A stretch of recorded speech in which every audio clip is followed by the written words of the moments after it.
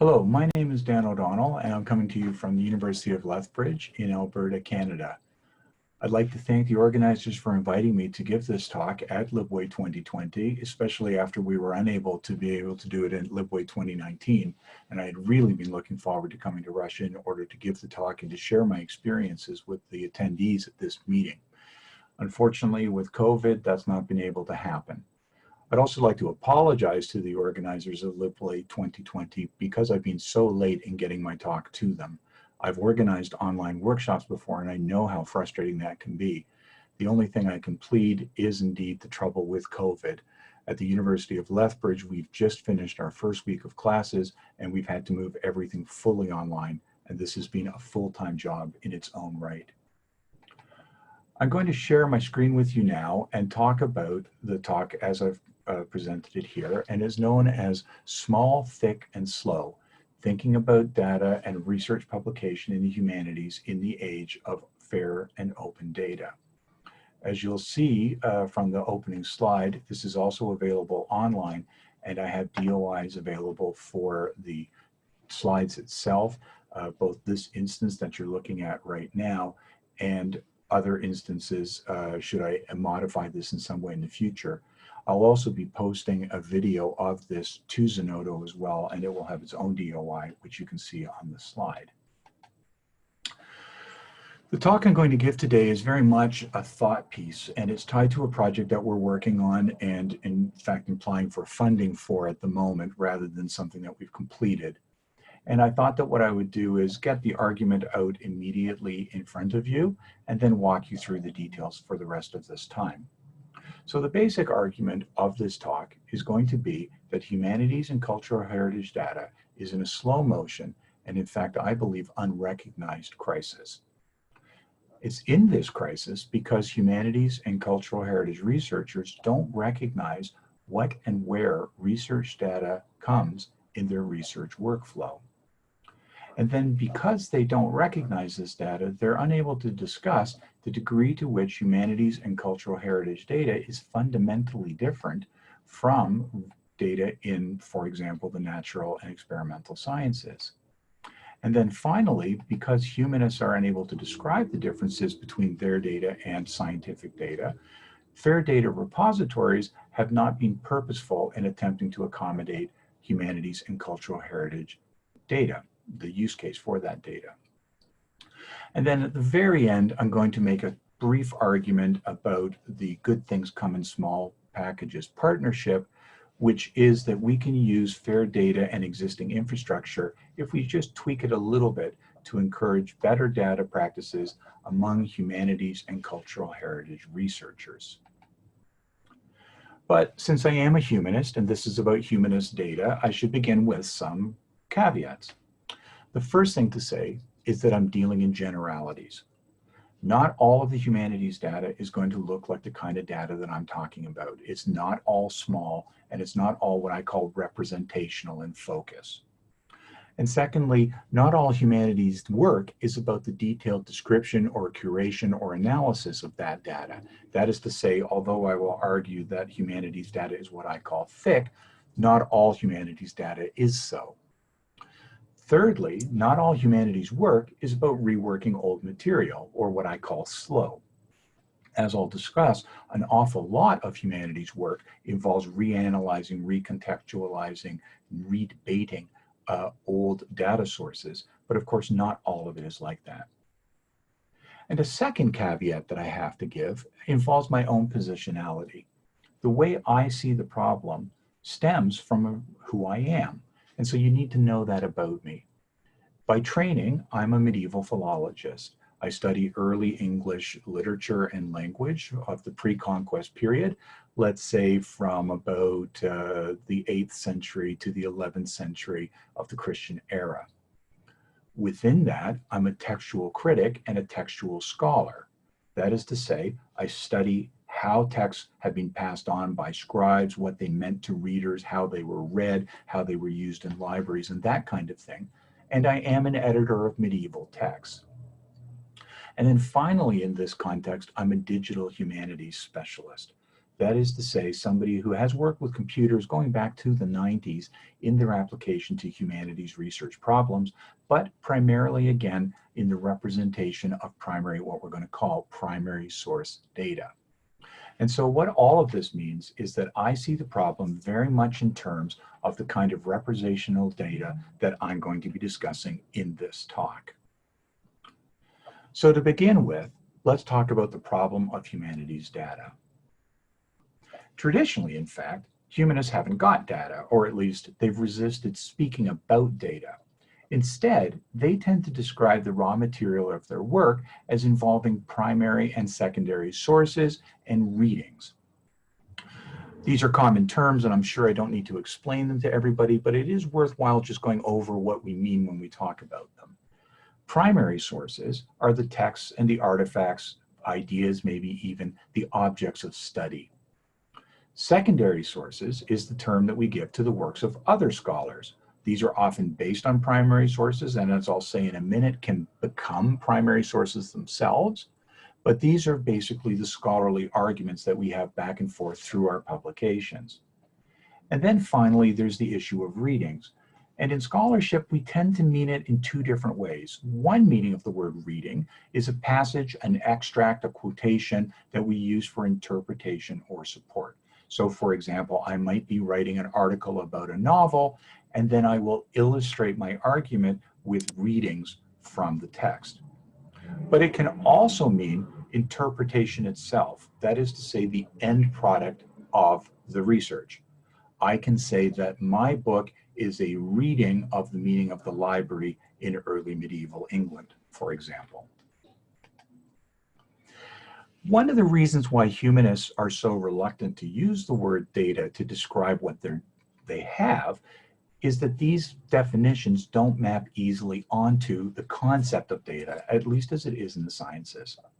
So take primary sources, for example. Primary sources can be the original thing itself. It can be the artifact, the book, the text, the original manuscript, the original sculpture, the cave painting, the sky writing, whatever the thing is, that can be the primary source. Probably more common, it's some kind of mediated or contextualized representation of that original object. This could be an edition in the sense of a critical edition. It could be a transcription. It could be a photograph. It could be a recording. It could even be a description. I describe a play, how a play was performed, or I describe how a dance was done. Music notation might be another way in which a primary source could be produced via a mediated or contextualized method. In addition, primary sources can be primary in one context and secondary in another. That is to say, they can be the object of research, the thing that we are analyzing, and they can be part of the analysis. An example might be a classic work of philosophy that is both historically interesting, so we might, for instance, talk about Descartes' work and then do an edition of his writings, but they're also something that we might engage directly with. I might be a philosopher who is disputing things that Descartes says, arguing with him. So his work would then be part both primary source in the editions that I'm using, but also a secondary source in the sense that we are both discussing the same underlying ethical or philosophical problem. And then things can be both primary and secondary at the same time. This is particularly true of the representation of objects in things like digital editions, even traditional editions, drawings, facsimiles, anything in which the representation of the object is itself a work of scholarship. And then the last thing about primary sources that make them difficult to map onto the idea of data is that whether something is data or what it is we should be looking at is itself an object of study. It's debatable. It's very, very common then in the humanities to have debates similar to, should we be looking at the picture or should we be looking at the frame? Should we be looking at the book or should we be looking at the binding? When I talk about a high school or the post-secondary education, is the important thing the policies and the laws, or is it the buildings or the scuff marks on the floor, as Christine Bergman has pointed out? The same is true of readings, at least in the sense of abstracts, because on the one hand, these are observations, and as you'll see in a few minutes, they might be something that we map relatively closely to scientific data and scientific observations, and yet you're not really using them that way. They're also representations. You choose passages to illustrate your argument, but you're using them on the whole in an inductive rather than a deductive way.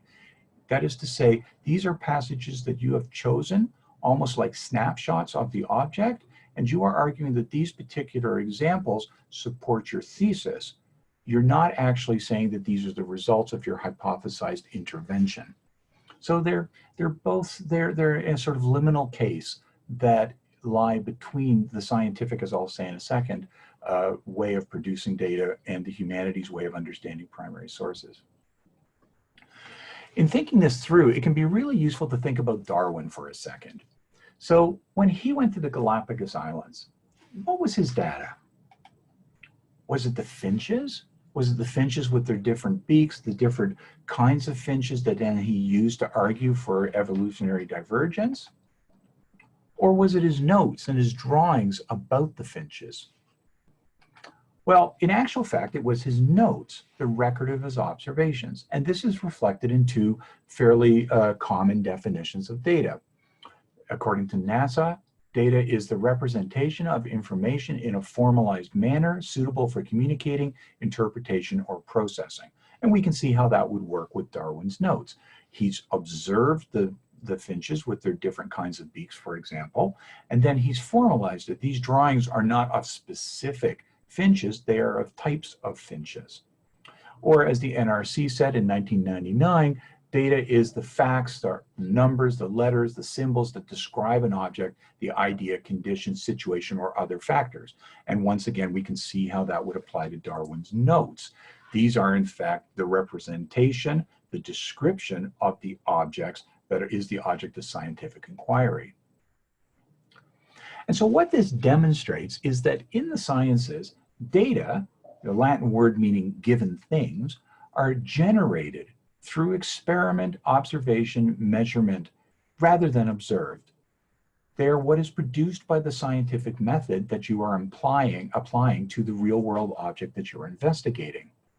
In other words, we really actually maybe should call them capta, a Latin word meaning captured things, taken things, rather than data, the word meaning given things. And I've tried to illustrate that in this image that you can see here, where the blue thing is the real world object or concept or whatever it is. Could be a planet, could be finches, could be a tree, could be a chemical, could be pretty much anything that you can apply observation to. And then how we work is we test or observe. We have a hypothesis and we test or observe, and then the results come back to us from that intervention.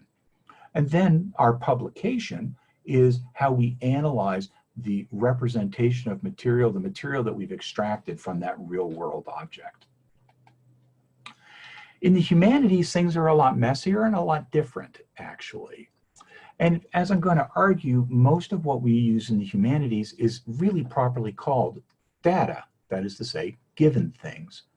Humanities and cultural heritage research is largely, in fact, about the representation, analysis, and contextualization of individual real-world events, objects, people, or ideas. It's described and represented and the subject of analysis much more than as the product of experimental intervention or observation. And I've tried to capture that in this diagram on this slide. Here we have a real world object. It could be a novel, it could be a play, it could be a dance, it could be a painting. And then we've got the various ways that people come to it. So the most common way of interacting with a work of art, for example, is via representation or facsimile. Somebody will take a picture or do a transcription of that document or work, and then others or themselves will come along and apply an analysis to that. And that analysis can be very big. You could write a book about a painting, or it might be very thin. You might just comment on something in passing via footnote. It's also possible in the humanities to skip the representation stage where you engage simply directly with the object itself. So you could, for example, go to the Louvre, look at the Mona Lisa, and then discuss your feelings or your arguments about it. In that case, the real world object is, in a certain sense, the data itself.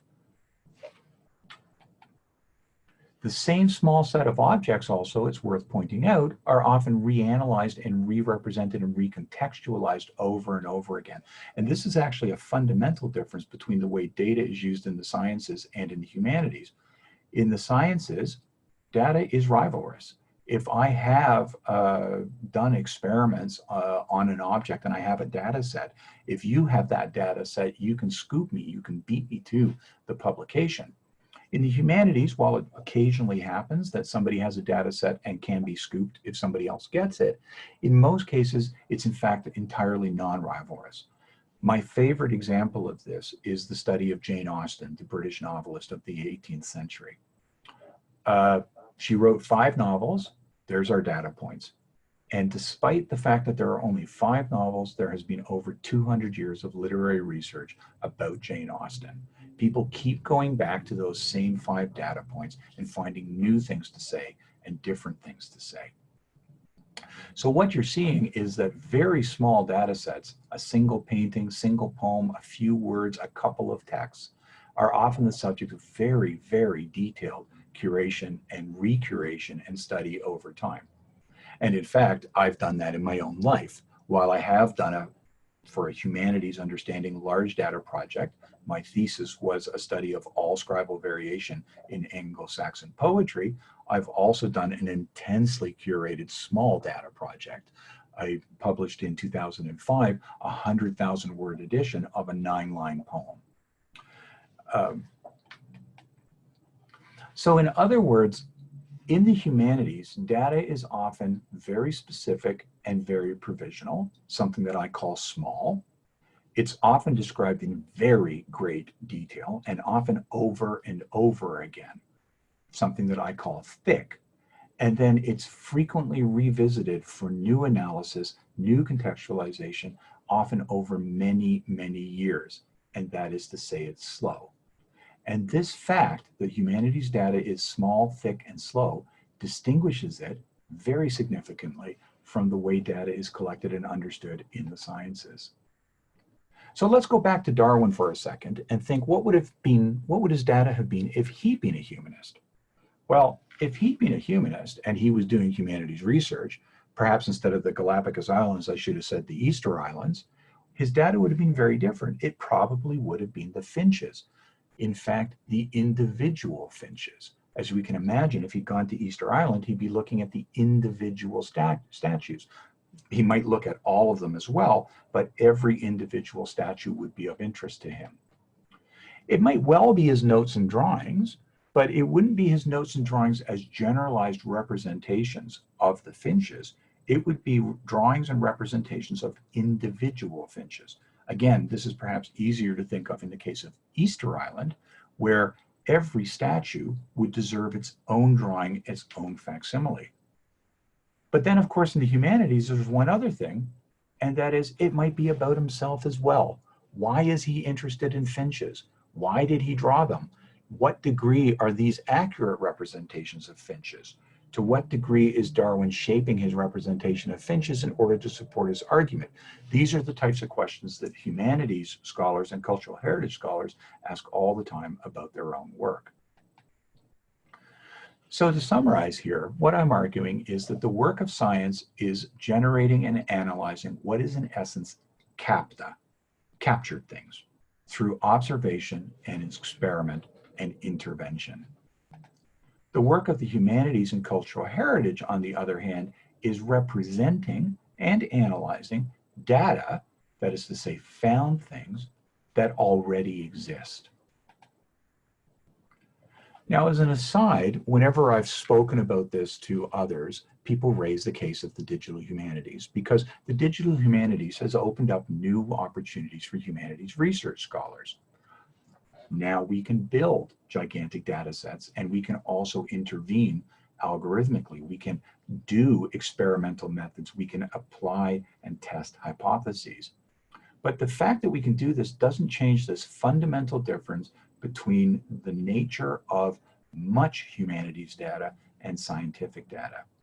Digital humanities research that allows intervention and hypothesis testing, that is more like the sciences, adds the possibility of CAPTA rather than data to humanities and cultural heritage research. We can form large data sets such as corpora. We can extract observations algorithmically, and we can do deductive hypothesis-driven work. But these are new questions that exist in addition to the old questions. They don't replace the traditional humanities interests in what does something mean? Why does it mean it? Has its meaning changed over time? Why are we interested in it? Should we be interested in it? Should we be interested in something else? And what do others say about it? The digital humanities does not make those questions obsolete. The intensive curation and reanalysis of small data sets remains a major function of humanities research. So why does all of this matter? Although much humanities research is appropriately what I've called small, thick, and slow, it is also in theory useful for what we might say big CAPTA work. Collectively, that is to say, traditional humanists produce a lot of extremely high quality data that could be used in big data projects. We work on small data sets, but we curate them intensely. The material is broadly compatible with each other as well. That is to say, each generation re-edits, reconsiders, reanalyzes, and recontextualizes the canon in its own interests. So we have data sets that could provide very interesting big data sets. If we could find a way of capturing the value of this traditional, incredibly well-curated data that would allow it to be reused, we'd have fantastic material to repurpose, and we'd be maximizing the benefit of traditional work that has been done on it. You simply do not get data sets like we have in the humanities in the sciences. But the fair data revolution is by and large uneconomical for small data researchers. And this is because of the economics of how we do our research. The goal of a small data researcher is to publish contextualized small data sets. That is to say, they may want to do this primary source for others. If I'm making an edition of Jane Austen's Pride and Prejudice, then I'm intending to support secondary work on that specific novel. I'm not attempting to contribute to a gigantic corpus of curated novels from different languages, cultures, and periods. I might want to, but that would be an additional use of my data. It's not the original purpose. And we also then, even if I'm not producing representational data, I use my data, my readings, to support very specific arguments about very specific instances. So for example, there is an argument that there are actually 3 versions of Shakespeare's play Hamlet.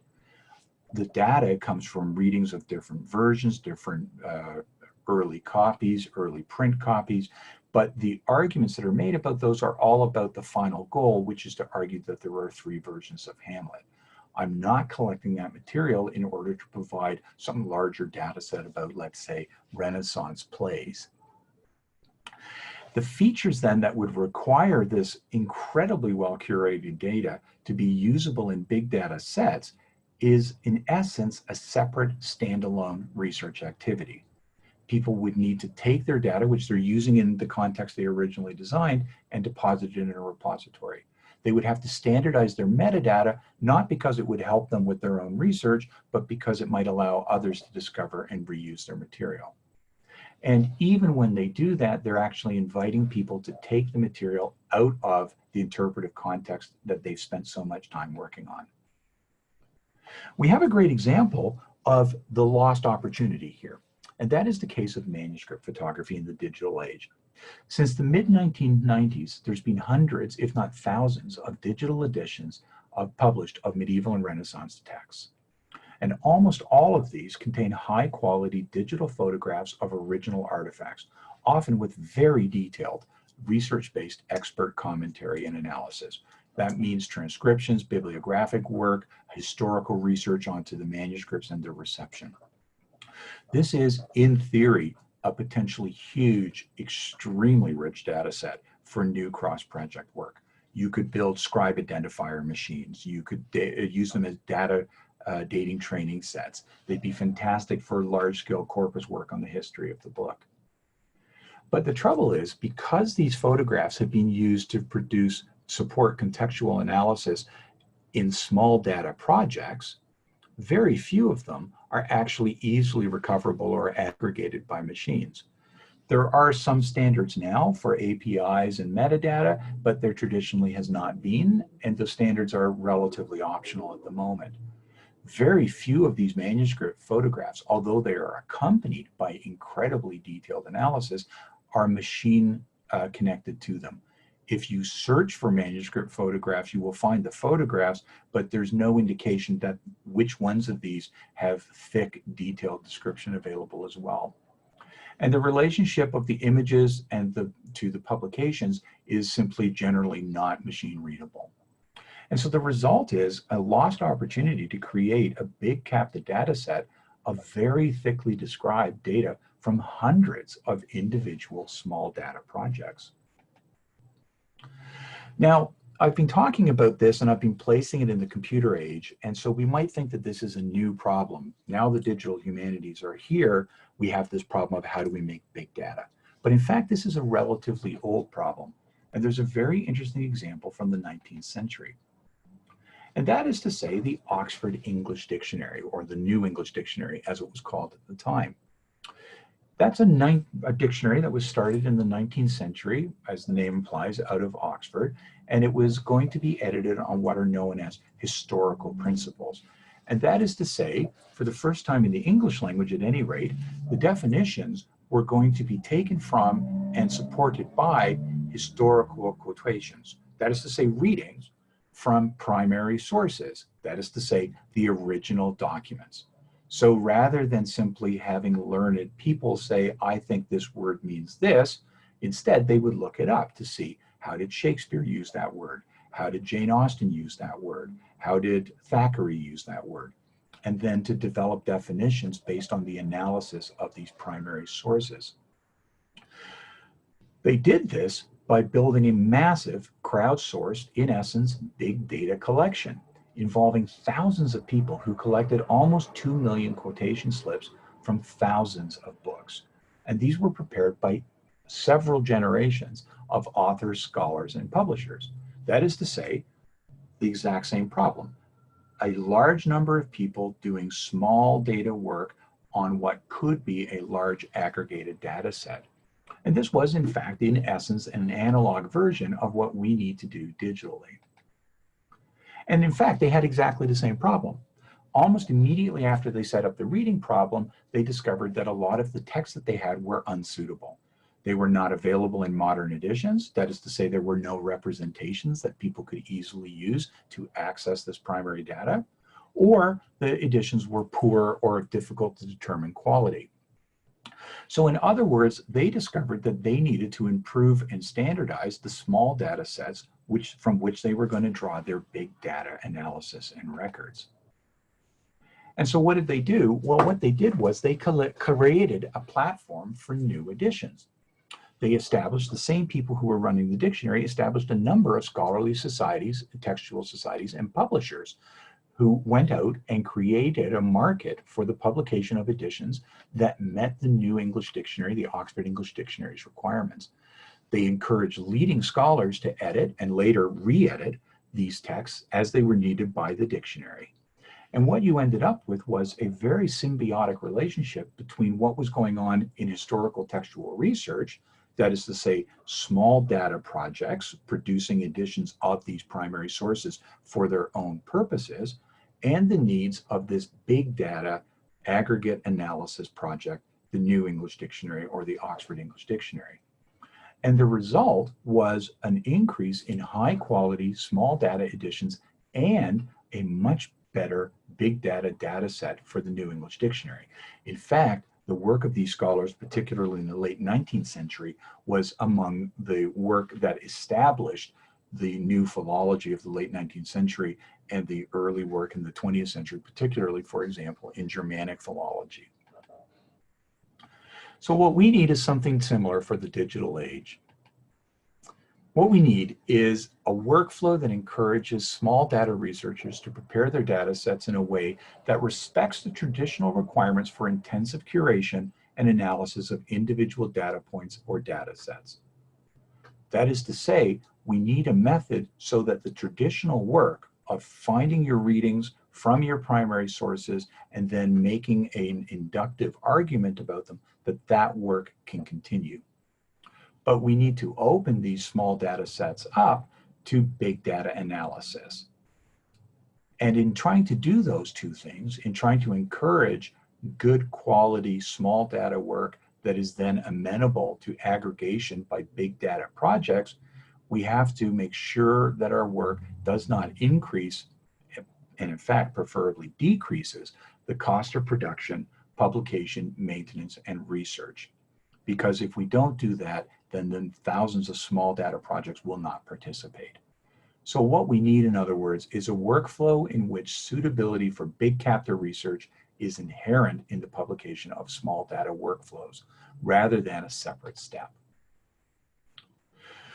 The solution is to accept that the traditional nature and use case involved in the production and consumption of humanities research data, that is to say, to recognize that FAIR must accommodate the small, thick, and slow as easily as it does the quick, thin, and fast, the big standalone examples from the STEM.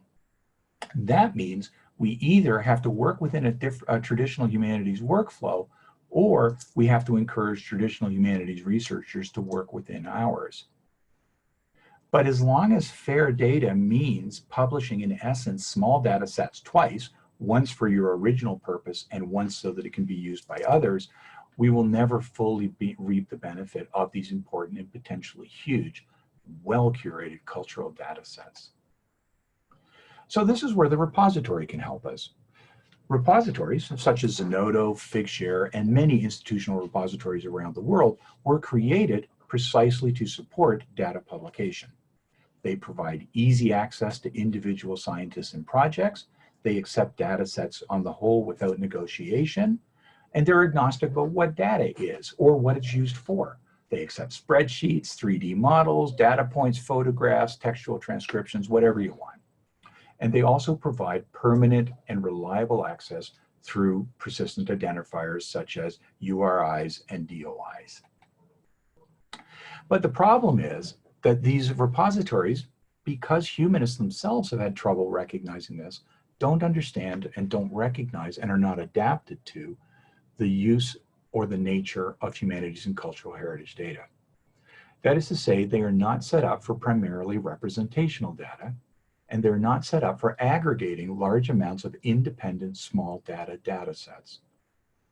That is to say, they are not set up to exploit the small data in the way that the 19th century New English Dictionary, Oxford English Dictionary did, even though the raw material for it is there. Another way of all saying this is that repositories understand themselves as, in essence, holding that middle layer, the observations layer of scientific data, the CAPTA, the results of the observation and experiment, the raw material of for the subsequent analysis. In fact, the model for the institutional repository, perhaps, and data repository, perhaps ironically, is actually a library. That is to say, they assume that data is being composed or created or captured off-site, that it is then cataloged and shelved in the repository, but when it's reused, it is in fact checked out, downloaded to a separate machine for a separate system for analysis and subsequent publication. But that's not what humanities and cultural heritage researchers need. What we need is something that can accommodate the different nature and use of our data. That is to say, data that's largely representational in purpose, not meant to be the basis of algorithmic and other kinds of interventional analysis. And data that will be returned to over and over again without negotiation and without necessarily being recollected.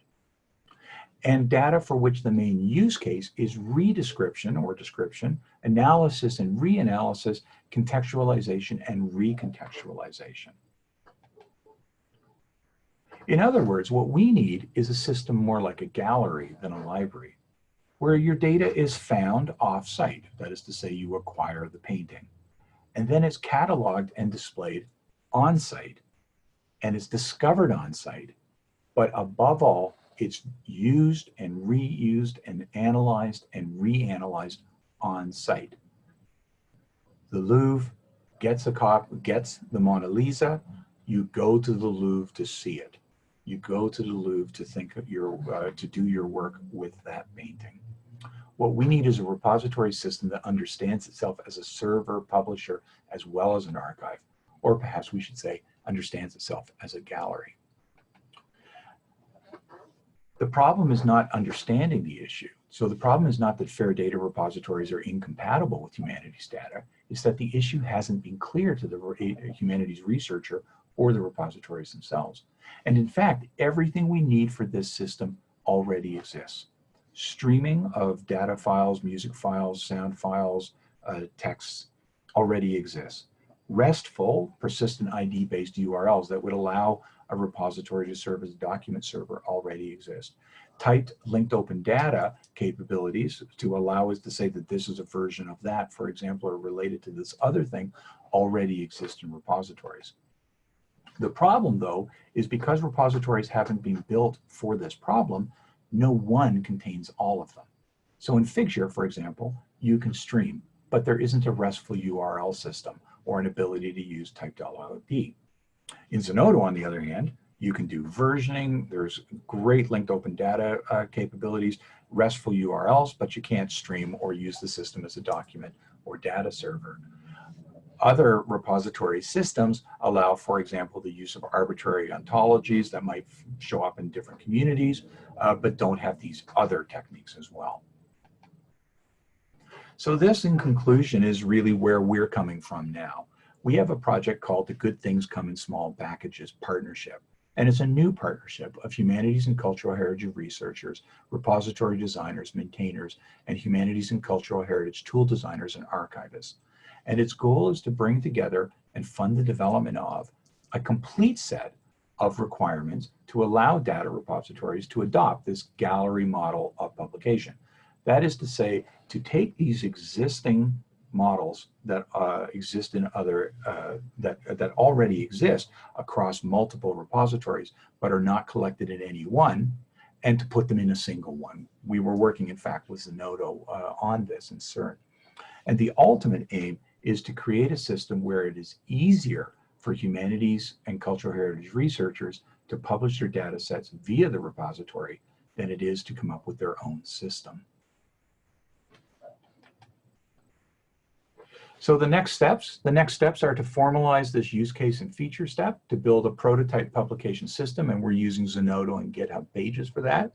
To formalize and commit to the required features when they're tentative, develop new features that are not specifically found in Zenodo or other repositories, although those are few and far between, to test the system out on existing data, and to disseminate the model in order to encourage other systems to adopt it. We are putting together a partnership application for a SSHRC Partnership Development Grant with a number of groups, including CERN, Open Air, Toolmakers, and data projects. And the goal, if we're successful in the funding competition, is to start prototyping this next year. I wish I could say more about this, but it is, as I said, early steps. The most important work in this, I think, and the place where I'd really like to hear any feedback that you may have, is in this analysis of the basic problem. And that is to say that humanities data and data use cases is fundamentally different from the way much science is conducted, that repositories have not actually been designed with this use case in mind, although a proper use of those systems is inherent in the feature sets that they have, and that if we can just tweak those systems like that, we could end up really exploiting the traditional strengths of humanities research, which is its thick curation, its slow and small data sets. And in the end, we could end up working both ways as we go forward. Thank you very much. Unfortunately, because this is pre-recorded, I can't take any questions, but if you do have any questions or comments, my email address is on the screen. Thank you very much, and I look forward to talking to you at some other time.